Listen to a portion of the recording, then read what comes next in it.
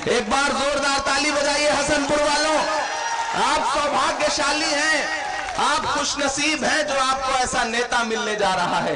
एक ऐसा नेता जो अपने लोगों के लिए लड़ जाता है, जो अपने लोगों के लिए डट जाता है। ऐसे तेज प्रताप यादव जी से मेरी पहली मुलाकात हुई थी 2016 में, जब लालू जी बाहर थे। राजगीर में एक सम्मेलन हो रहा था, कार्यकर्ता सम्मेलन, तब लालू जी ने मुझे बुलाया था। बड़ा स्नेह उनका मिलता है, बड़ा प्यार मुझे उनका मिलता रहा है। तब पहली बार मेरी तेज प्रताप जी से मुलाकात हुई थी। मैं यहाँ आज आपसे ये कहने आया हूँ, मैं जानता हूँ कि आप तेज प्रताप जी को जिता रहे हैं, किसी के आने की बहुत जरूरत नहीं है, लेकिन फिर भी हम अपना दायित्व समझते हुए अपने भाई के लिए आए हैं, क्योंकि हमें लगता है कि इस वक्त हमें जा करके तेज प्रताप के साथ खड़े होना चाहिए और पूरे देश को ये बताना चाहिए कि नीतीश कुमार, जो तुमने गद्दारी की थी, जो धोखा दिया था, ये बिहार की जनता है, ये हर गुनाह माफ कर सकती है, लेकिन गद्दारी नहीं माफ कर सकती। नीतीश कुमार नहीं माफ कर सकती। ये बिहार की जनता ने मन बना लिया है। और नीतीश कुमार, लॉकडाउन के दौरान हमें आपका वो शब्द याद है कि जब बिहार के लोग आ रहे थे, गुजरात से मार के भगाए जा रहे थे, दिल्ली के आनंद विहार बस अड्डे पर हजारों की तादाद में अपने बच्चों को लेकर के खड़े थे, तो तुमने पूरी बेशर्मी से कहा था कि बिहार में मत आना, जहां हो वहीं रहना, हम किसी को अपनी सरहद में घुसने नहीं देंगे। अरे नीतीश कुमार, बिहार तुम्हारी जागीर नहीं है, बिहार इस अवाम के खून पसीने से बना है। बिहार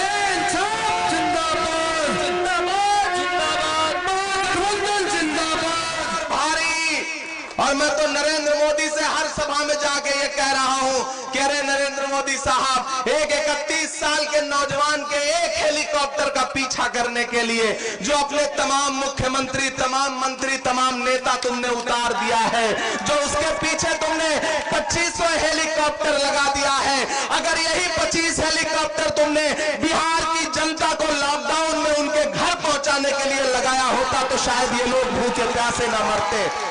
बेशर्म है ये सरकार, बेशर्म है यहाँ बैठी हुई सरकार और दिल्ली में बैठी हुई सरकार, जिसने बिहार के लोगों को भूखे प्यासे। मैं उत्तर प्रदेश से आता हूँ, मैंने देखा है कि जब आप दिल्ली से चले थे पैदल बिहार के लोगों, तो किस तरह से रास्ते में योगी आदित्यनाथ की पुलिस और दिल्ली की पुलिस आपको लाठियां से मारती थी, मुर्गा बनाती थी। मैंने अपनी आंखों से देखा है। हम लोग उस वक्त मदद करते थे और हम ये सोचते थे कि चाहे जितना जुल्म कर लो इन बिहार के लोगों पर, लेकिन ये बिहारी हैं, जिस दिन इनका दिमाग सनक गया उस दिन अच्छे अच्छों को कुर्सी से उतार के फेंक देंगे।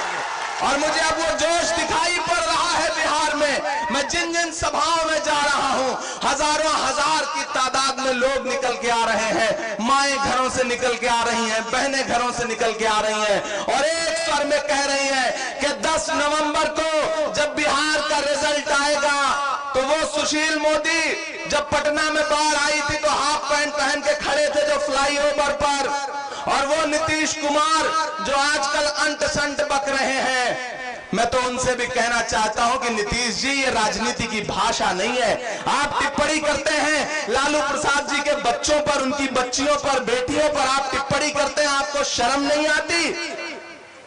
गमों की धूप में भी मुस्कुराकर चलना पड़ता है। ये दुनिया है, यहाँ चेहरा सजाकर चलना पड़ता है। तुम्हारा कद मेरे कद से बहुत ऊंचा सही, लेकिन चढ़ाई पर कमर सबको झुकाकर चलना पड़ता है। नीतीश जी, आप ठीक नहीं कर रहे हैं, हम आपकी बौखलाहट देख रहे हैं और हम तो जाके पूरे देश में ये कहेंगे कि नीतीश जी कुम्हलाए हैं, मोदी की आंख में भय है। इस बार तेजस्वी तय है, इस बार तेजस्वी तय है। पूरा बिहार चीख चीख करके ये कह रहा है कि बिहार बदलने जा रहा है। मुझे अच्छा लगता है कि इस बार बिहार का चुनाव मुद्दों पर हो रहा है। इस बार बिहार का चुनाव जाति मजहब से अलग हटके बिहार बदलने जा रहा है। बिहार इस बार रोजगार के नाम पर वोट देगा, बिहार नौकरी के नाम पर वोट देगा, नीतीश कुमार की विदाई के लिए वोट देगा और बिहार इस बार लालू जी की रिहाई के लिए वोट देगा। देगा कि नहीं देगा? अपना जोश कम मत करिए, इस जोश को और बढ़ाइए, क्योंकि थोड़ी देर में 10 नवंबर को घोषित रूप से और अभी अघोषित भावी मुख्यमंत्री आने वाला है बिहार का। तो उसके लिए आपको जोश और जज्बा थोड़ा और बढ़ा करके रखना पड़ेगा।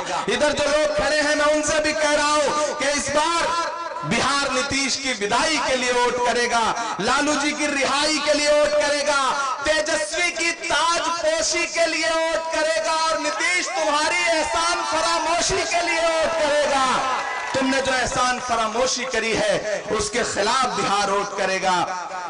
और एक बात और मजे की बताऊं, मोदी जी ने खुद निपटाने का प्रोग्राम बना लिया है नीतीश को।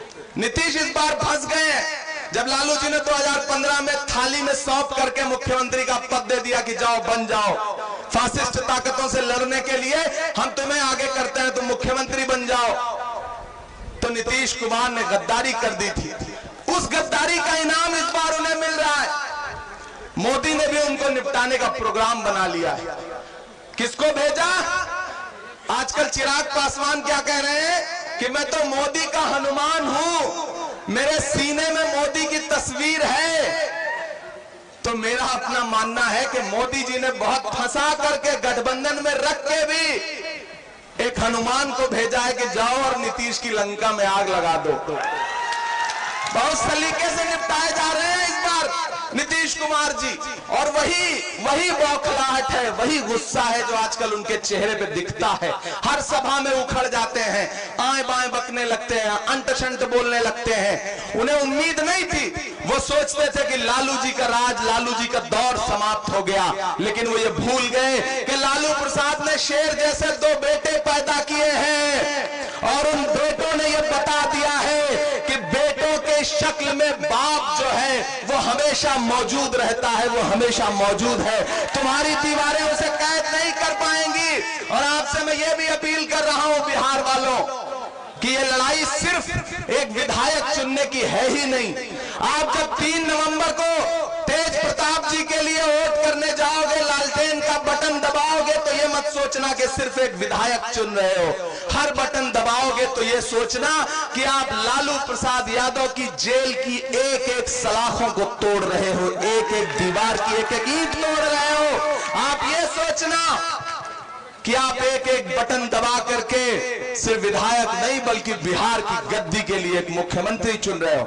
मुझे खुशी है अपने नेता राहुल गांधी पर, कांग्रेस पार्टी पर, जो इस लड़ाई में पूरी तरह से आरजेडी के साथ खड़ी है। मेरे साथ श्रीनिवास जी आए हुए हैं, अभी भाषण दे रहे थे। आपने इनकी भाषा कम समझी होगी क्योंकि ये साउथ के हैं, कर्नाटका के हैं। आप सोचिए तेज प्रताप जी को समर्थन देने के लिए कहां से एक आदमी आया हुआ है, कर्नाटक से।